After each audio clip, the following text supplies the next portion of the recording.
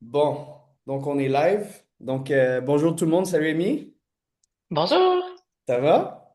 ça va bien, merci toi. Donc ça va, merci. Donc on termine le mois d'avril en force avec notre quatrième webinaire de notre série AMEA Ask Me Anything. euh, avec des leaders de l'industrie de la réadaptation. Puis on est très heureux de t'avoir ici aujourd'hui. Donc, peut-être avant qu'on débute, je vais me présenter. Donc, je suis Jérôme, puis je suis cofondateur en charge des opérations et du légal chez Wallard. Donc, dans une startup, on a beaucoup de chapeaux au début. Et voilà, en fait, ce qu'on fait, c'est qu'on bâtit une plateforme IA native pour venir aider les cliniques de réadaptation à optimiser puis à automatiser leur communication. On travaille déjà avec environ une cinquantaine de cliniques au Québec. Puis la semaine passée, on a fêté notre premier anniversaire également d'existence. Donc, très heureux d'être ici avec toi. Donc, peut-être pour commencer, tu pourrais nous parler un peu de, ben, tu sais, de toi, tu sais qui, puis d'ABC. Tu sais, si j'avais deux mots pour te décrire, ce serait inspirante, mais aussi infatigable. Tu es sur tellement de trucs, ton niveau, tu sais, soutien fondation, que tu vas nous en parler un peu plus, mais je sais que tu es aussi professeur à l'université, tu es Ouais, présidente j'ai beaucoup de et chapeaux aussi, fondatrice. ouais. C'est fondatrice d'ABC, donc écoute, je te laisse le tapis pour la suite, là. OK, parfait. Ben, premièrement, un bon premier anniversaire. Félicitations. Merci. C'est vraiment un bel accomplissement la première année passée. Fait que c'est vrai que j'ai beaucoup de chapeaux, mais effectivement, mon chapeau le plus important, disons, celui qui me demande le plus de temps et d'énergie dans le quotidien, c'est vraiment, c'est ça, présidente directrice générale des cliniques ABC Clinique Santé. Fait qu'ABC Clinique Santé, c'est un réseau de cliniques interdisciplinaires. Dans le fond, moi, je suis chiropraticienne, donc j'ai gradué de l'Université du Québec à Trois-Rivières en 2004. Puis j'ai démarré ma pratique à ce moment-là, juste une pratique monodisciplinaire pour partir. Puis après quelques années, j'ai commencé à travailler plus en multidisciplinaire. J'ai intégré quelques personnes dans mon équipe. Puis là, bon, je vais faire l'histoire rapidement, mais dans le fond, j'ai fait mon MBA après quelques années. Puis quand j'ai fait mon MBA, j'ai vu à quel point les gens d'affaires travaillaient plus en équipe ou plus en interdisciplinarité que ce que je voyais dans le domaine de la santé. Surtout dans nos cliniques privées, je trouvais qu'on travaillait beaucoup en silo quand on transférait ou on référait quelqu'un, ben on recevait pas beaucoup d'informations, le patient se retrouvait toujours un petit peu à faire le messager, puis là ben on faisait le jeu du téléphone. J'ai voulu bâtir une équipe avec un petit peu plus d'intégration au niveau des services de santé. Puis fait qu'on est devenu une pratique interdisciplinaire par la suite. Puis il y a 6 ans de ça, on a décidé de franchiser. Donc moi, j'ai ma première pratique qui est ouverte à Vaudreuil-Dorion. Puis il y a 6 ans, on a ouvert notre première franchise avec la clinique de Mirabel. Ça s'est fait vraiment en fait de façon très organique. En fait, c'est des étudiants à moi de l'université parce que tu le disais, je suis aussi chargée de cours à l'université à Trois-Rivières pour les étudiants en chiro. C'est des étudiants qui sont venus visiter ma clinique vraiment par curiosité. Puis à la fin de la conversation, ça s'est terminé par hey, ben, comment nous on fait pour avoir un ABC. Puis de là, on a bâti ça. Donc, on est rendu à 8, bientôt 9 franchises à travers le Québec. Donc, ça, c'est mon rôle peut-être le plus central que j'ai. Sinon, effectivement, comme je suis donc chargée de cours à l'université, donc je donne un cours en fait de gestion, administration, entrepreneuriat, mais spécifiquement pour les étudiants en chiropratique. Puis donc ça fait quelques années que je donne ce cours-là. Puis sinon, pour le reste, ben, c'est vrai que j'ai beaucoup je m'implique beaucoup. Je suis une personne qui est beaucoup axée sur c'est redonner à sa communauté. Je crois que la communauté nous donne beaucoup, puis qu'on a un devoir comme entrepreneur de redonner. Fait que c'est vrai que je suis impliquée dans plusieurs causes, entre autres avec l'éducation, avec le Cégep de Valleyfield pour la formation des nouveaux professionnels de la santé. Et aussi avec la Fondation des jeunes de la BPJ, là, on est en train de travailler sur un projet d'un groupe d'entrepreneurs. Là, donc, fait que c'est ça, j'ai plusieurs petits chapeaux. Wow, ben c'est ça. Beaucoup de chapeaux, comme je disais. Puis je tiens à le mentionner, je pense que les participants sont déjà au courant. Là, on a plus d'une trentaine de participants aujourd'hui, mais vous avez la possibilité de poser des questions dans le chat. Puis nous, on va essayer d'y répondre le plus possible à travers le webinaire. C'est un peu le principe d'un Ask Me Anything. Tu as déjà touché un peu le sujet dans ton intro. Mais tu sais, je pense que c'est un des sujets de l'heure en réadaptation, l'interdisciplinarité. Tu sais, c'est quoi vraiment les bénéfices selon toi d'avoir une pratique interdisciplinaire versus j'imagine l'inverse, l'opposé, c'est multidisciplinaire. Donc, tu sais, peut-être tu pourrais un peu toucher à ce sujet. Ouais. Ben en fait, il y en a autant pour les professionnels de la santé, donc pour les praticiens, que pour les patients, selon moi.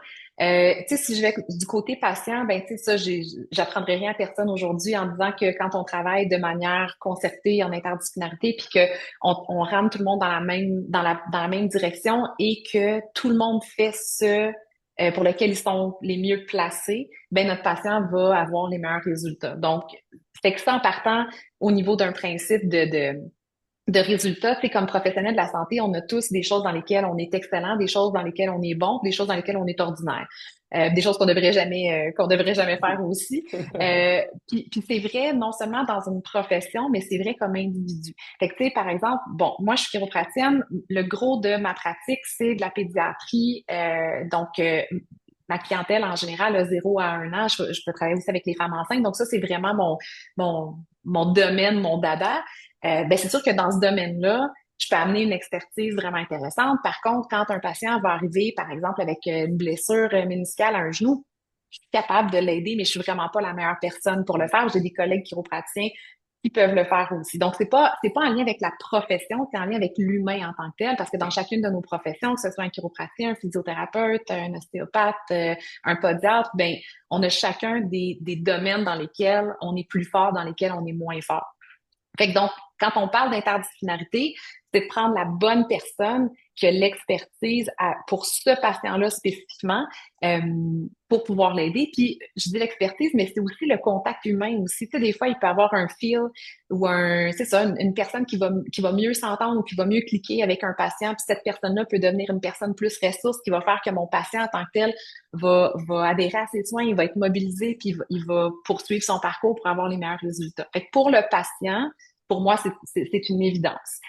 Puis après ça, ben en fait, encore pour le patient, il y a un autre aspect qui est l'accessibilité financière aussi, qui est quelque chose qui est super important pour moi aussi. Ben, c'est ça. Quand on travaille dans le secteur privé, un des grands malheurs, je pense qu'on a comme professionnel de la santé, c'est qu'on ne puisse pas aider tout le monde. Parce qu'évidemment, ben, si les gens n'ont pas les moyens financiers ou qui n'ont pas des bonnes assurances, ils n'ont pas accès à nos services.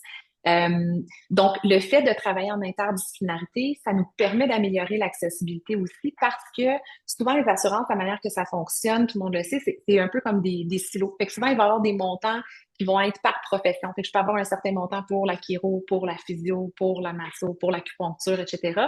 Fait que ça permet à mon patient, en fait, je peux amener mon patient des fois beaucoup plus loin avec le même budget total que lui sort de sa poche, mais que la clinique a les moyens d'aller beaucoup plus loin pour offrir différents soins. Fait que pour l'accessibilité des soins, l'interdisciplinarité est vraiment, vraiment intéressante aussi dans ce sens-là. Fait que ça, c'est pour le côté patient. Puis du côté des professionnels, il y a vraiment un aspect qui est hyper motivant puis hyper mobilisant. Bon, évidemment, il faut aimer ça travailler en équipe, là. Si on veut faire Ouais, de ouais. l'inter, c'est ça. Fait que c'est pas pour tout le monde. Il y a des gens pour qui c'est vraiment pas la pratique de rêve. Moi, je suis une fille d'équipe, fait que c'est quelque chose qui me fait vraiment triper. Mais tu sais, il y a un aspect de on reste plus à l'affût des dernières connaissances.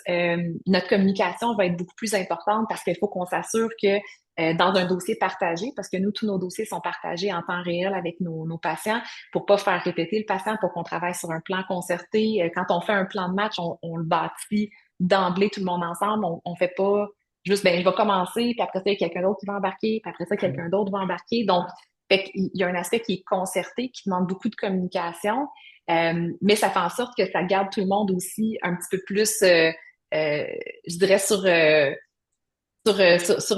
en anglais, on dit on their toes. Tu sais, on va garder les gens un petit peu plus actifs c'est ça, à rester au courant des connaissances. Puis on apprend beaucoup aussi des autres professionnels avec lesquels on travaille, de leurs expertises. Fait que c'est hyper motivant aussi là, pour les professionnels de la santé. Là.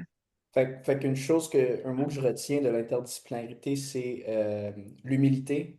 Aussi également l'humilité, j'imagine, de reconnaître que ben, 100%.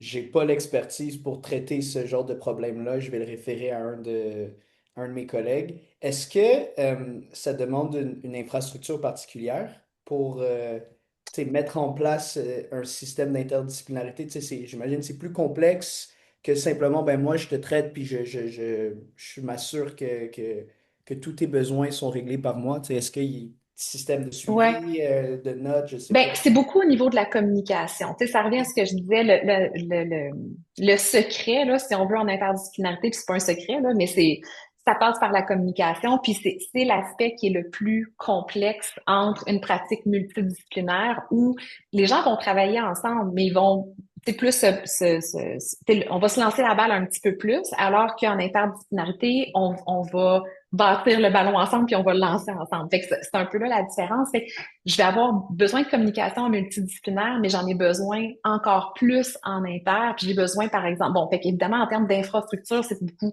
des outils de communication interne. Fait que ça va être à travers le dossier patient numérique, ça va être à travers des systèmes de communication aussi qui sont parallèles à ça. Puis c'est d'installer aussi un climat de communication dans l'entreprise. Tu sais, par exemple, dans les cliniques, ben on a des espaces où est-ce que les professionnels peuvent travailler ensemble aussi sur différents dossiers, etc. Fait qu'il faut mettre les choses en place pour que les gens puissent se parler puis puissent avoir cet espace-là en tant que tel. Mais je dirais que c'est vraiment là que ça se passe. Puis c'est beaucoup dans les procédures aussi de comment on va fonctionner. Fait que ça part même du moment où le patient appelle à la clinique, à savoir ben, comment est-ce que le patient va être dirigé vers le bon professionnel, comment on va structurer, qui va être l'intervenant pivot pour cette personne-là.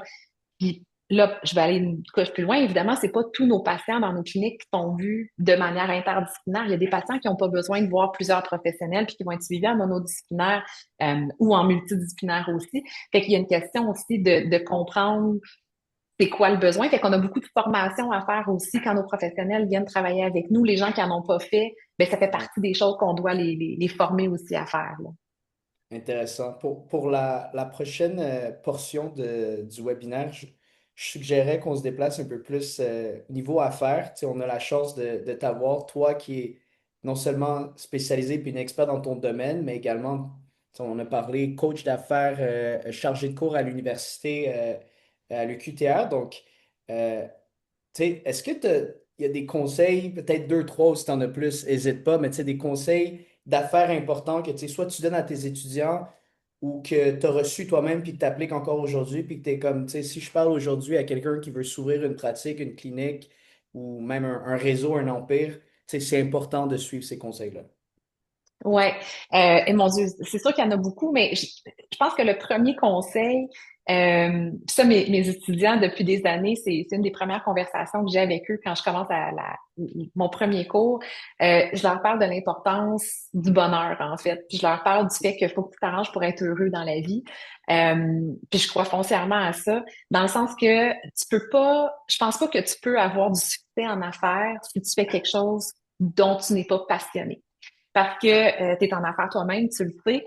Euh, il y a beaucoup de travail, il y a beaucoup d'efforts à mettre. On met des heures, on les compte pas. Si on n'est pas passionné, je pense pas qu'on peut passer à travers tout ce qu'on fait comme entrepreneur. Fait que la première chose, c'est de trouver quelque chose qui te fait triper, quelque chose que t'aimes. Puis si c'est pas dans ce domaine-là, des fois, on va avoir tendance à dire, ah, ben, je vais faire quelque chose parce que je me suis fait dire que c'était payant, je me suis fait dire que je pourrais avoir de la liberté ou que, mais si tu Pas les bonnes tripes pas raisons. là-dessus, ça marchera pas. Fait que ça, je dirais que c'est le premier conseil que je donne tout le temps, c'est de dire arrange-toi pour avoir du fun. Puis, tu sais, même dans la vie de tous les jours, une fois que tu as pris la décision d'avoir une entreprise, tout ça, puis on a toutes des bonnes journées, puis des moins bonnes journées, des journées qui sont plus difficiles, des journées qui a des tuiles qui nous tombent sur la tête, mais faut être capable de trouver son bonheur là-dedans, euh, à travers des fois le chaos et tout ça, mais tu sais, de dire, tu sais, par exemple, je parlais de ça avec une de mes collègues qui est franchisée ABC, puis on parlait d'une situation, tu sais, bon, ben, il y a encore un problème à régler aujourd'hui. Puis la conversation que j'avais avec cette personne-là, c'est de dire, oui, mais c'est ta job de régler des problèmes. Fait que je dis, tu peux avoir le mindset de dire, ah non, j'ai encore un problème à régler, ou de dire, ah, OK, ben c'est ce problème-là que j'ai à régler aujourd'hui, puis c'est le fun parce que je suis bonne à régler des problèmes. Fait que c'est pour ça Ouais. que c'est moi qui est dans ce rôle-là. Fait que je pense que le mindset de se mettre dans le contexte de dire, ben, OK, il faut que j'aie du fun, il faut que j'aie du plaisir, Ouais. ça, c'est le plus Mais ça, important, je pense. Ouais. ça me fait rire parce que souvent, tu sais, on me demande souvent, tu sais, qu'est-ce que tu fais en affaires ou, tu sais, dans mon ancienne vie quand j'étais avocat, puis je répétais toujours que j'ai l'impression d'être un pompier. Tu sais, il y a un feu qui Éteindre ouvre, des là, t'es feux. comme, bon, là, je mets mon gear, je mets mon équipement, je vais éteindre le feu. Là, après, pff. Là, la pression retombe, là, mon Dieu, il y a un autre feu, il y a une autre urgence, puis à la fin, c'est ça, tu réalises, tu fais juste éteindre des feux, tu fais juste régler des problèmes. Fait que ça me fait assez rire ce que tu viens de dire, parce qu'on dirait que c'est quelque chose que, tu sais, peu importe les entrepreneurs à qui tu parles, ça revient toujours. Puis tu dois être motivé, comme tu le dis, si tu n'aimes pas ce que tu fais, tu vas jamais faire le extra mile, tu sais. Ce qu'il faut de. Ouais, c'est ça, puis ça le prend à l'extrême, là. Ouais. Fait que trouver son bonheur. Après ça, tu sais, si je vais dans d'autres conseils, ben, s'entourer des gens qui sont meilleurs que soi. Dans le sens que on a tous des champs dans lesquels on est excellent et on est compétent, puis on est, sans dire on est les meilleurs, mais on est très bon à faire ce qu'on fait. C'est ça qu'il faut qu'on fasse. Tu sais, dans ton entreprise, là, si tu fais toutes les affaires dans lesquelles tu es médiocre, premièrement, tu n'auras pas autant de plaisir, là, si on vient dans le plaisir, mais tu vas pas réussir non plus à faire ce que tu as à faire parce que t'as pas les connaissances ou tu n'as pas le talent pour faire cette chose-là. Par contre, il y a d'autres personnes que toi qui vont être excellents et meilleurs que toi dans ces différents domaines-là. Fait que toi, tu t'arranges pour faire qu'est-ce que toi, tu as un talent spécial à faire, puis tu mets ton énergie là-dessus. C'est ça qui va driver ton entreprise. Puis les skills que tu n'as pas, les connaissances que tu n'as pas, ou les aptitudes, peu importe, tu vas les chercher. Tu vas chercher des personnes qui sont meilleures que toi, puis tu t'entoures de ces gens-là. Ça, je pense que c'est une autre chose qui est vraiment, vraiment importante parce que c'est bâtir une entreprise, c'est, ça se fait de bâtir quelque chose tout seul, mais c'est pas mal plus facile et pas mal plus efficace de travailler avec des gens. Puis, tu peux jamais tout faire tout seul. Tu sais, c'est impossible, là. Tu sais, fait que ça prend des gens autour de toi. Fait que, puis, tu sais, ça revient un peu à ce qu'on parlait en interdisciplinarité aussi. Tu sais, l'humilité de reconnaître dans quoi on est bon, mais dans quoi on est moins bon aussi, puis de faire, OK, ben là, j'ai un angle mort là-dessus, mais je connais quelqu'un qui l'a pas, cet angle mort-là. Fait que d'aller chercher ça. Ouais. Fait que ça serait peut-être Ouais. mes deux gros conseils. Ouais. On a une première question qui vient de rentrer dans le chat. Donc, on lui demande, c'est quoi le principal défi opérationnel de gérer un réseau comme le vôtre? Le plus grand défi opérationnel, ben, je dirais c'est peut-être l'équilibre entre l'uniformité et la liberté de pratique. Parce que moi, je crois beaucoup à la liberté de pratique. Mes professionnels de la santé qui travaillent chez nous, tu sais, bon, c'est des professionnels de tous les domaines, bon, chiropraticien, physiothérapeute, podiatre, acupuncteur, massothérapeute, kinésiologue, bon, tu sais, on a une dizaine de professions qui travaillent avec nous. C'est tous des gens qui ont fait une formation pour faire ça. Ils ont un autre professionnel dans la majorité des cas qui gère leur pratique. Donc, j'ai la confiance que ces gens-là, c'est des gens qui sont compétents, qui sont capables de faire un excellent travail. Si on les a intégrés dans notre entreprise, c'est parce qu'ils sont capables de faire ce travail-là. Euh, et je veux leur donner une liberté de pratique. Je veux leur laisser libre cours de, tu sais, on travaille pas avec une machine à saucisse là où est-ce que Ouais, tout, tu sais, tout se ouais, fait de manière. Puis surtout en interdisciplinarité, on travaille beaucoup avec de la créativité. Ça fait aussi partie de nos valeurs d'entreprise, la créativité, de dire ben qu'est-ce que je fais avec ce patient-là spécifiquement. Fait qu'on n'a pas des modèles qui sont cookie cutter. C'est un peu la même chose pour les propriétaires de cliniques. Donc eux comme entrepreneurs ben, ils veulent avoir une certaine liberté de pratique, mais faire partie aussi d'un groupe. Fait que je dirais que la plus grosse, le plus gros défi ou ce avec quoi je jongle le plus souvent, c'est de trouver la manière de donner le plus de liberté possible tout en ayant un réseau qui est structuré, puis qui, dans le fond, où est-ce qu'on peut répéter nos résultats. Parce qu'en fait, c'est ça l'idée d'avoir un réseau, c'est de dire on a quelque chose qui fonctionne bien, mais on va le répliquer, mais on veut pas le répliquer. Je m'amuse souvent à dire que on a des franchises, mais on n'a pas des McDo. ouais. Fait que tu vas toujours reconnaître que si tu vas dans une clinique ABC, que c'est une clinique ABC, mais tu vas voir, tu vas ressentir la vibe qui est c'est vraiment spécifique aux propriétaires puis aux gens qui travaillent dans cette clinique-là. On en a qui ont accès plus en pratique vers du familial, d'autres plus du sportif. Tu sais, fait qu'il y a, il y a un côté de liberté qu'on adore puis qu'on met en valeur. Puis en même temps, il y a des choses sur lesquelles il faut qu'on dise, ben là, il faut que tout le monde travaille d'une certaine manière pour optimiser, pour s'assurer que on garde la qualité, etc. Fait que c'est probablement ça mon plus gros défi. Fait que dans le fond, pour reprendre ton analogie de McDo, chacune de tes franchises vont offrir un Big Mac, mais chacun peut le twister à son air, si on veut, avec sa sauce différente, peut-être des petits ajouts Ouais, spécifiques. Fait que tout le monde a un Big Mac. Il est bon partout, mais chacun y mais ajoute un peu de...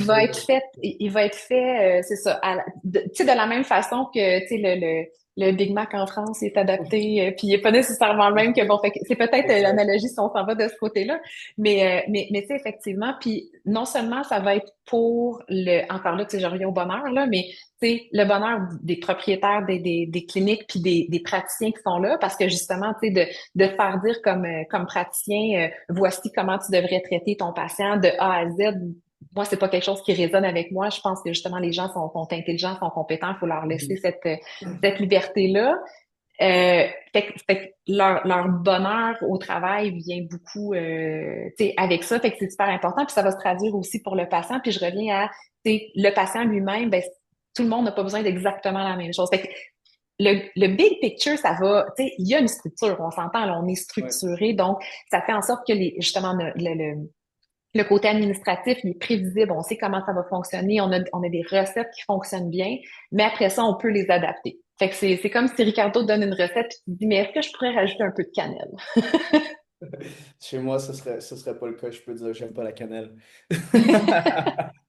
Écoute, on a d'autres questions qui sont rentrées dans le chat. Je suggère qu'on les tacle un peu. La première, Ouais. bon, ça porte sur l'IA. Tu sais, est-ce que vous voyez, comment est-ce que vous voyez l'IA, puis comment est-ce que ça impacte vos opérations? On entend beaucoup de son impact dans les prochaines années. Donc, Ouais. Ben, tu sais, déjà, en fait, nous, on travaille avec vous là, pour le côté IA avec notre service à la clientèle. Fait que c'est sûr que on commence à intégrer euh, des outils d'intelligence artificielle dans certaines parties de notre travail. Fait que, tu sais, par exemple, dans notre cas, tu sais, pour les gens qui connaissent moins qu'est-ce que vous faites, dans le fond, notre système de réponse téléphonique quand nos adjointes ne sont pas disponibles pour répondre, ben c'est notre adjoint virtuel Alex qui embarque sur les appels puis qui peut donner beaucoup d'informations euh, et puis permettre à nos patients d'être dirigés pour prendre un rendez-vous puis de ou annuler un rendez-vous, modifier, avoir des informations sur la clinique, etc. Fait que ça permet d'être plus efficace que, par exemple, juste un répondeur ou quoi que ce soit. Puis ça permet après ça ben, de faire une meilleure prise en charge avec nos assistantes après. Fait que ça, c'est une manière qu'on l'utilise. Euh, Puis on en parlait un peu avant le webinaire, mais tu sais, pour moi, l'intelligence artificielle, c'est pas là pour remplacer les humains, c'est là pour enlever des tâches qui font du bruit autour des humains qui travaillent chez nous pour que les humains puissent s'occuper des humains. Fait que par exemple, nos gens qui travaillent à la réception dans nos cliniques, ben ils reçoivent pratiquement pas d'appels. Puis leur travail, c'est vraiment de passer du temps de qualité avec nos patients, puis de supporter le travail de nos professionnels de la santé. Fait que si je reviens à il y a quelques années, quand tous les appels rentraient à la réception, puis qu'ils devaient, dans le fond, nos merveilleuses assistantes, c'est des petites pieuvres, là, tu sais, ils sont capables de ouais, tout ouais, faire, puis ils font un petit peu de tout, ils font des miracles, mais quand en plus, tu as des dizaines, voire des centaines d'appels qui rentrent, c'est impossible d'offrir un aussi bon service à la clientèle. Fait que nous, l'IA, ça nous a permis aussi de faire en sorte que quand on est au téléphone, on a une expérience qui est exceptionnelle avec un humain et ou l'IA qui peut venir le supporter. Puis quand on est en clinique, ben on a un humain qui s'occupe de nous, tu sais, one-on-one avec un contact chaleureux. Fait que ça nous a permis d'améliorer le contact humain. Ça l'a pas diminué en tant que tel. ouais. Fait que ça, c'est une des utilisations. Puis là, évidemment, on commence à utiliser aussi des outils, là, par exemple, pour la prise de notes, pour le charting là, avec nos patients. Euh, on est encore en train de jouer avec ça. Je dirais pas que c'est parfait. Je pense que c'est encore des outils qui sont ben, tout hein, dans l'IA Ouais. tu sais, c'est en développement, ça avance vite. Exact. Comparativement à ce qu'on pouvait faire il y a un an, on est déjà vraiment plus loin. Puis je pense que dans un an, on va être encore ailleurs. Fait que, tu sais, c'est quelque chose qu'on commence à utiliser. Puis ça va vraiment améliorer l'efficacité pour nos professionnels de la santé parce que dans le fond, on passe beaucoup de temps à prendre des notes puis à charter avec nos rendez-vous patients. Je suis sûre que tout le monde qui est ici va dire oui, effectivement, c'est un des gros pains qu'on a comme professionnels de la santé de faire le charting. Fait que d'avoir l'IA qui vient nous aider là-dedans, ça va nous permettre d'être beaucoup plus efficaces. Puis c'est des heures de temps qu'on peut sauver, c'est des heures qu'on peut voir des patients que présentement on n'est pas capable de voir. Fait que c'est au niveau de l'accessibilité aux soins, ça va être majeur, je pense, comme impact, là. Puis je trouve que c'est intéressant ce que tu dis parce que nous, c'est un peu le message qu'on a quand on parle tu sais, à beaucoup de clients ou à d'autres personnes sur le terrain.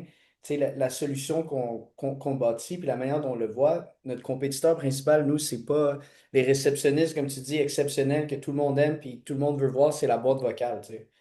Donc, c'est vraiment Ouais, ces genres de petits maillons qui tombent entre les filets où est-ce que généralement c'est une personne qui se retrouve quelque part. Hey, j'ai personne pour me traiter parce que tout le monde est occupé.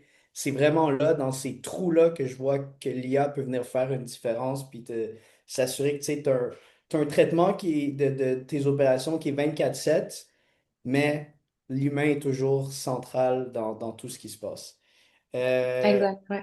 donc, peut-être pour, ouais, peut-être pour tacler l'autre question, là, on quitte le domaine de l'IA, puis là, on retourne vraiment sur le niveau de la compétitivité du marché. Donc là, on nous demande, est-ce que le milieu de la santé privée est de plus en plus compétitif?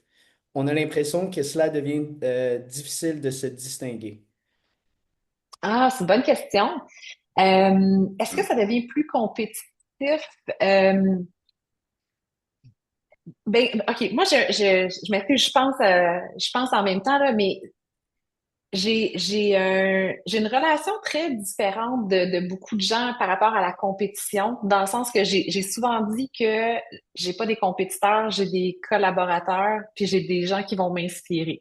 Puis là, je sais que ça fait licorne, ça fait ben non, Amy, t'as des vrais compétiteurs et tout ça. OK, oui, mais je vais prendre le temps de l'expliquer, puis j'ai cette conversation-là avec tous mes franchisés, puis avec mes étudiants à l'université aussi. Je crois foncièrement à ça, puis c'est ma pensée à moi, là, mais je pense que quand je regarde ce que mes collègues dans d'autres cliniques font, euh, j'essaie pas de les imiter, mais quand ils font quelque chose de beau puis de cool, ça se peut que je m'en inspire puis que je les félicite aussi, mais que je m'inspire de ça puis que je l'amène à ma sauce à moi, dans ma manière à moi.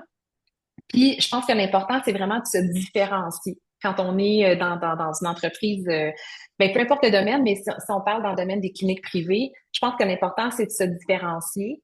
Puis si on essaie de servir tout le monde, je pense que c'est là qu'on tombe dans la compétition un envers l'autre. Si on commence à dire, ben moi, je vais aller vers la clientèle qui est vraiment la clientèle que moi, je peux servir le mieux, ben là, à ce moment-là, je vais parler à cette clientèle-là. Puis cette clientèle-là, ben c'est pas la même clientèle que mon voisin parce que par la force des choses, on est différents.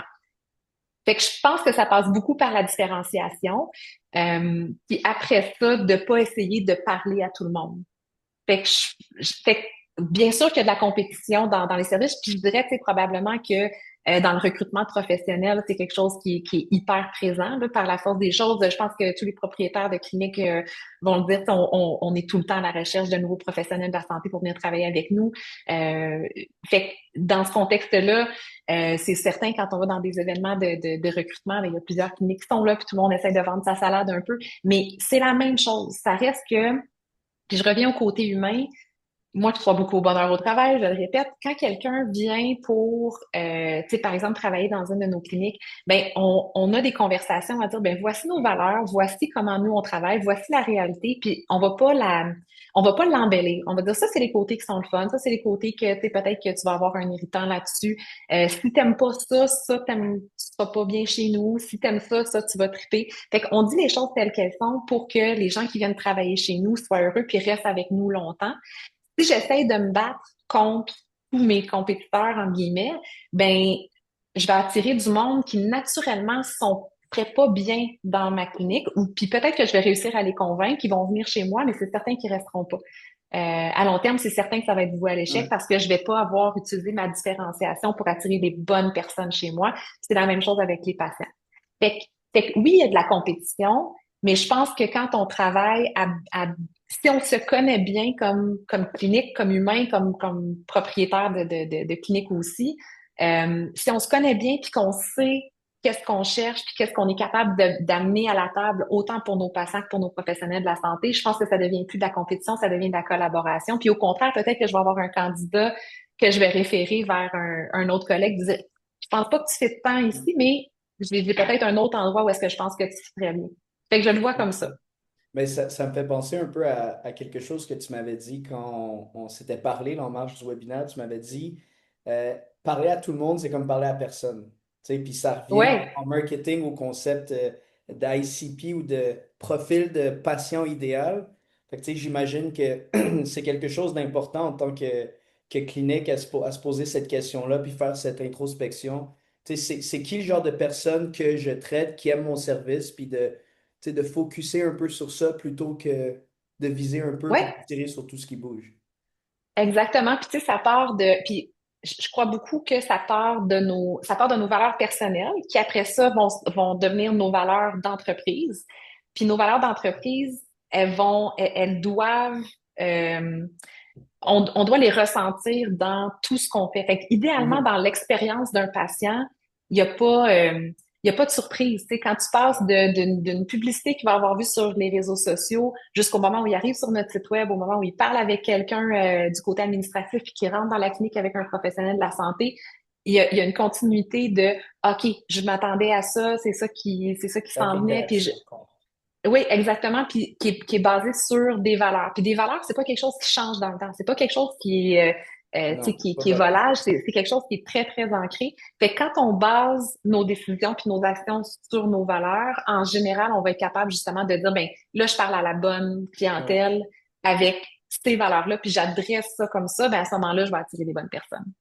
Vraiment intéressant. Tu sais, je sais qu'on est arrivé à midi et demi, mais tu sais, as-tu un problème à ce qu'on continue un peu? Il y a plein de questions dans Non, le il n'y a chat pas de problème, ça me fait qui sont plaisir. rentrées. Fait que, tu sais, souvent, je pense que c'est ça qui arrive quand on pose plein de questions puis qu'on traite plein de sujets. Il y a plein de questions qui viennent du chat. Donc, écoute, la prochaine question, ça nous vient d'Hélène Roussel. Euh, c'est une très bonne question, et très personnelle à elle. Donc, elle nous dit, mon enjeu principal comme propriétaire de clinique multi est de négocier les salaires en restant rentable. J'ai principalement des travailleurs autonomes rémunérés à pourcentage et lorsque je leur offre de les convertir en salariés, je les perds. Comment arrivez-vous à rester compétitif et rester rentable sans perdre vos professionnels après quelques années car ils veulent être plus libres et faire plus d'argent? C'est une bonne question, puis c'est vrai que c'est un Ouais. défi de tous les propriétaires, puis on a souvent ces situations-là. Ben, de notre côté, je pense que la chose qui est la plus importante, moi, je suis très transparente dans la vie, là. What you see is what you get. Puis, il y a un moment donné où, tu sais, nous, on établit justement des barèmes. On sait jusqu'où on peut se rendre avec un Mhm. salaire pour rester rentable. On connaît nos chiffres. Et évidemment, tu sais, la chose numéro un, c'est qu'il faut connaître ses chiffres. Si on connaît pas ses chiffres, on sait pas qu'est-ce qu'on peut donner puis qu'est-ce qu'on peut pas donner. Puis une clinique interdisciplinaire, tu sais, puis probablement que c'est le même cas pour une clinique multi, mais ça coûte plus cher à opérer qu'une clinique monodisciplinaire. Il y a des frais qui sont inhérents à ça. Tu sais, on le parlait du côté opérationnel et tout ça. Fait qu'il faut qu'on connaisse nos chiffres, être capable de dire, ben, tu sais, passer ça, c'est pas rentable pour moi d'avoir cette personne-là dans mon entreprise. Puis, tu sais, si je suis pour, tu sais, gérer une personne, puis de plus, puis de pas être capable d'avoir, tu sais, le profit autour de ça, ben, ça, rendu là, ça vaut pas la peine, là. Fait qu'il y a une transparence à avoir, à dire, ben, ça, c'est des limites qu'on a, premièrement. Puis on essaye vraiment de ne pas baser l'attachement de nos professionnels seulement sur l'aspect monétaire. Ouais. Puis ça revient encore à nos valeurs. Tu sais, quand on recrute des gens, puis tu sais, ceci étant dit, on est obligé d'offrir des salaires compétitifs. On est heureux de le faire aussi dans le sens que on veut que tout le monde gagne bien sa vie là, dans ce contexte-là, mais il faut qu'on considère aussi la capacité de payer des patients qui est directement relié. Tu sais, le tarif que je vais payer mon professionnel, il faut que j'ajuste le tarif de mon service aussi dans tout ça. Euh, Fait qu'on veut que tout le monde gagne bien sa vie, mais il y a d'autres choses à ça. Puis je pense que quand on prend le temps de justement s'accoter sur des valeurs, puis sur le bonheur au travail, puis sur c'est quoi les autres choses que tu as besoin, puis qu'est-ce qui va te rendre heureux dans ton travail, ben je pense pas que les gens vont changer d'emploi pour, tu sais, un petit mini pourcentage de plus de l'autre côté, parce que souvent, c'est ça, ça finit par être, ah ben l'autre, il va m'offrir un bonus à la signature, Ouais. puis c'est 3% de plus, ou tu sais, bon, des trucs comme ça qu'on va voir. Si la personne, elle est pas ancrée, mobilisée, heureuse, ça se réalise pas dans son travail, elle va magasiner pour 1% de plus. Je pense que quand on travaille à garder nos gens heureux, puis à se réaliser professionnellement, puis personnellement chez nous, en général, on est capable d'arriver à quelque chose d'intéressant, mais ça reste un vrai enjeu, là. Honnêtement, on le vit nous aussi, là. Fait que je suis pas en train de me mettre la tête dans le sable et de dire que ça arrive pas, là, qu'on a des situations comme ça. Mais je pense que ça peut pas passer par juste le salaire. Ouais. C'est, ouais. Puis, tu sais, peut-être je creuserais davantage sur ce sujet parce que je trouve ça vraiment intéressant. Tu sais, toute entreprise est constamment en train de recruter puis en train de voir des départs, des Mm. nouvelles arrivées. Tu sais, est-ce que tu as des trucs ou des manières de venir évaluer tu sais, si la personne est chez vous pour les bonnes raisons? Tu sais, je sais pas, ça peut aller de questions dans des entrevues ou à la manière dont elle interagit au travail ou tu sais, je sais pas si tu as des manières de dire comme ah, ça c'est un red flag ou ça c'est ce que je veux. Ouais, ben tu sais, c'est sûr que bon, l'expérience entre en ligne de compte à un moment donné, on vient qu'on Ouais. on Un sait un sixième peu quel genre sens. de personne. Oui, puis tu sais, je pense qu'on l'a tous quand on a embauché différentes personnes, on commence, on se rend compte qu'il y a il y a des types de personnes qui vont bien fitter ou moins fitter dans un environnement. Puis je pense que ça, c'est propre à chaque entreprise. Mais tu sais, par exemple, chez nous, puis je reviens encore, tu sais, puis j'ai l'air de radoter, là, mais je reviens aux valeurs parce que c'est encore ça. Tu sais, en réalité, par exemple, nous, on est une pratique interdisciplinaire. Ben, dans les choses qu'on va aller discuter avec les professionnels qu'on va rencontrer, c'est sûr que le cœur de notre conversation va s'en aller sur est-ce que tu es une personne d'équipe? Est-ce que tu es une personne qui collabore? Est-ce que tu es une personne tu sais, qui a un côté, tu sais, one for the team, là? Ouais. Tu sais, fait que ça, c'est quelque chose qu'on va aller porter beaucoup attention. Euh, Puis des fois, dans la façon que les gens vont nous parler de leurs différentes expériences, etc., on va voir que c'est des gens qui sont peut-être plus des gens qui sont individualistes ou tu sais, qui vont plus travailler dans leur créneau à eux, puis ce qui est correct, mais juste que c'est pas la meilleure personne pour notre entreprise. Tu sais. Ouais. Fait que dans ce contexte-là, c'est des choses comme ça qu'on va aller regarder. Mais sinon, tu sais, c'est beaucoup c'est ça, les valeurs, c'est tout le temps ça, c'est toujours la base. Puis après ça, ben, il y a le fit humain qui va se rapprocher des valeurs, mais que tu sais, dans chaque clinique, quand je disais il y a une vibe qui peut être différente aussi, ben est-ce que je pense que cette personne-là, tu sais, c'est quelqu'un qui va bien se mêler à l'équipe parce que ça fait partie aussi, vu qu'on travaille beaucoup en équipe, t'es pas tout seul dans ta petite salle, ben est-ce que cette personne-là, elle va tu sais, se sentir heureuse, acceptée, bien dans la clinique? Ben je pense que c'est beaucoup ça qu'on va regarder dans nos parce que tu sais, comme je reviens à dire, tu sais, si un physiothérapeute vient pour travailler chez nous, tu sais, je peux regarder, bon, son CV, je peux regarder ses expériences, je peux regarder les formations qui ont été cherchées. Tu sais, d'emblée, je vais avoir une bonne idée de sa compétence de ce côté-là. Puis, tu sais, fait que c'est pas beaucoup sur ça que ça va jouer. C'est sûr que ça peut jouer si je cherche quelqu'un qui a une expertise très particulière, puis que là, cette personne-là l'a pas dans son CV versus l'autre va l'avoir. Mais si je cherche un généraliste, Ouais. c'est pas tant sur le CV que ça va jouer que sur le côté humain, le côté valeur. C'est là que ça va se passer, là. On a une autre question, cette fois-ci d'Antoine Laliberté. On voit vraiment qu'il y a une thématique présente, le recrutement. Donc, Antoine nous demande comment une clinique peut-elle se démarquer pour recruter des thérapeutes dans un contexte de forte concurrence, tout en restant compétitif face aux attentes financières croissantes des nouveaux diplômés. Puis, tu sais, on a déjà un peu touché à ce volet-là. Tu as parlé un peu, Mhm. tu sais, des valeurs, puis de s'assurer qu'il y a un fit, que les gens sont là pour les bonnes raisons. Mais, tu sais, je sais pas, peut-être qu'il y a des initiatives que tu dis, ben, tu sais, ça a bien marché pour nous pour attirer l'attention au niveau d'ABC. Je sais pas, tu sais, des campagnes de marketing, aller à des événements. Tu sais, t'es chargé de Ouais, cours à l'université. C'est sûr qu'aussi, toi, tu as un lien direct aussi avec les nouveaux diplômés, mais tu sais, je sais pas s'il y a des initiatives ou il y a des choses qu'ABC fait qui font en sorte que ça attire puis ça fait du bruit, tu sais. oui, oui, oui. Mais c'est une bonne question. C'est sûr que, tu sais, l'université, c'est pas un contexte où est-ce que je recrute des gens. C'est pas du OK. tout mon rôle. Puis je fais attention de séparer les choses. Mais évidemment, c'est sûr que les étudiants me connaissent, là, donc par la force Ouais. des choses. Mais c'est juste pour séparer les choses. C'est vraiment pas, Ouais. c'est pas une stratégie de recrutement que d'aller à l'université. C'est bon, Par on l'a contre, dit. Ouais. mais tu sais, je dirais, c'est sûr que, bon, tous les événements de recrutement dans les universités, je pense que la plupart des bannières, des cliniques, on se retrouve tous là.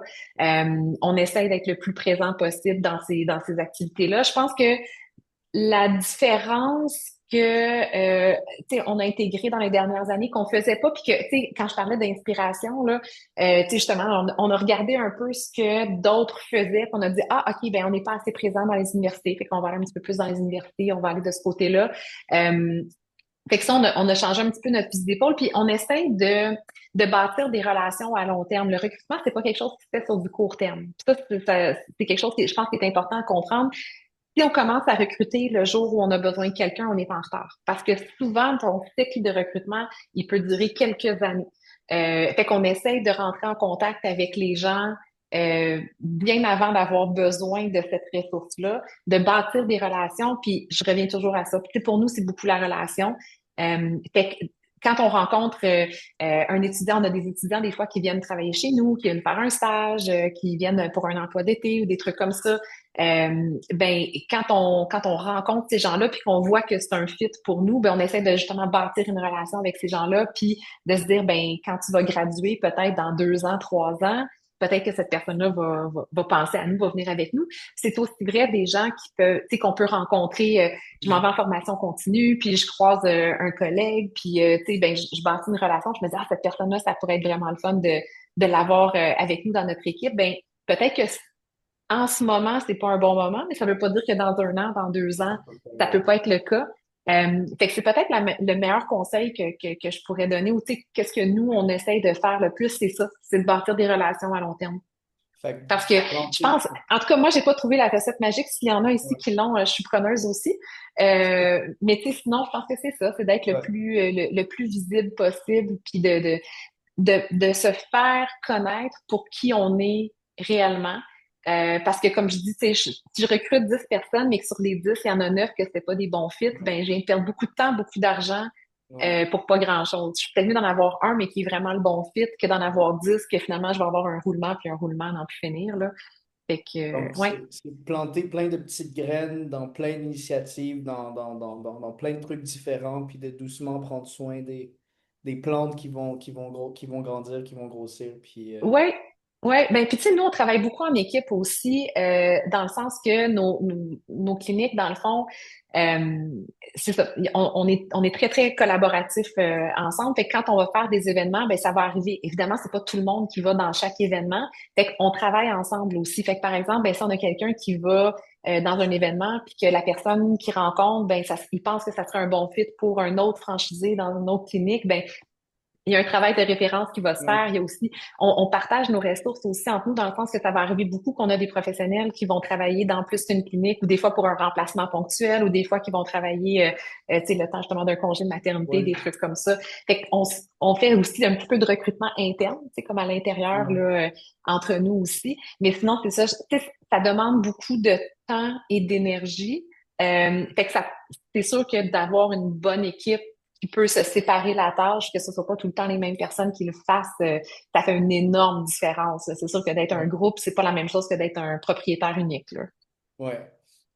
Écoute, on a dépassé de 12 minutes le temps du webinaire prévu, mais peut-être en question d'ouverture pour finir, puis ça touche à la dernière question qu'on avait également.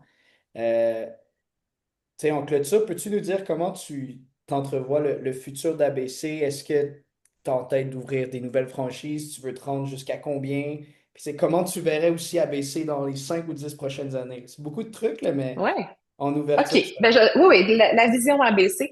Ben oui, en fait, on a des belles ambitions de croissance. Tu sais, là, j'ai une belle équipe autour de moi. Puis, tu sais, quand on a bâti les premières franchises, tu sais, tu sais, oui, on avait une ambition de croissance, mais c'était très vague. On n'était pas trop sûr où est-ce qu'on voulait s'en aller avec ça, tout ça. Puis, tu sais, aujourd'hui, on s'est rendu compte qu'on avait quelque chose d'exceptionnel, dont on est fier, puis qu'on est capable de répliquer, puis que ça fonctionne bien, puis que les gens aiment. Euh, donc là, on s'est vraiment mis en mode, tu sais, planification stratégique, qu'est-ce qu'on veut faire, comment on veut l'amener. Puis là, on est en train de bâtir une belle équipe qui va nous aider à le faire. Fait que présentement, on est à 8 franchises. On doit avoir 9 bientôt dans quelques mois. Puis notre objectif, c'est de se rendre à 30 d'ici les 10 prochaines années. Fait qu'on wow. a des objectifs ambitieux, mais on pense que notre modèle, c'est un modèle qui répond à beaucoup de besoins, non seulement pour les patients, mais aussi pour les professionnels de la santé. Je pense que les professionnels, tu sais, recherchent aussi, tu sais, l'équilibre de vie, le bonheur au travail, que je disais, la collaboration. Tu sais, on parlait de compétition tantôt. Le fait de se regrouper aussi dans un contexte qui est très collaboratif. On n'en a pas parlé beaucoup, mais tu sais, c'est ça, on est un mode franchise, mais je pense qu'on aurait pu être une coopérative, là. On en a parlé Ouais. souvent là, de ça, mais on a une mentalité très coopérative. Ce qu'on peut partager, on le partage entre nous. On essaie de s'organiser pour que tout le monde gagne à travailler ensemble. Fait que je pense que ça, il y a beaucoup de professionnels de la santé qui ont soif de ce genre de modèle-là. Fait que c'est ça notre objectif. Fait que c'est de travailler. Mais Puis je tiens à mentionner, puis j'en ai parlé beaucoup avec mes franchisés qui font partie de ce processus-là. On a dit, ça c'est notre objectif, tu sais, duquel on rêve, mais ça ne sera pas à n'importe quel prix. On s'est tout Mhm. le temps dit que on aime mieux avoir moins de franchises, mais qui sont exceptionnelles, puis tu sais, qui ont une qualité exceptionnelle, que d'en avoir plein, puis que ça roule tout croche. Fait que c'est pas notre objectif. On n'a pas un objectif de quantité pour la quantité. On Ouais. pense que c'est réaliste et ambitieux de le faire, mais ça ne sera pas à n'importe quel prix, là, puis que ça reste dans le plaisir encore, là. Bon, ben, Amy, un gros merci. C'est toujours un plaisir de te parler. Puis c'était super intéressant. On a touché tellement de sujets, là, parlant de allant de la pratique au marketing, aux affaires, aux défis de recrutement. Donc, je te remercie beaucoup de t'être prêté au jeu, puis d'avoir été Merci à si toi. généreuse dans tes réponses. Puis pour le bénéfice de nos auditeurs, on va vous envoyer, suite à la rencontre d'aujourd'hui, l'enregistrement. Donc, tu sais, si vous êtes arrivé en retard, vous voulez le partager ou le réécouter parce qu'il y a eu des leçons où vous dites, ah, je dois prendre ça en note, puis j'ai pas eu le temps, on va tout vous envoyer par courriel. Et un gros merci, je te souhaite une bonne fin de journée. Ben merci, bonne journée à tout le monde. OK, bye bye.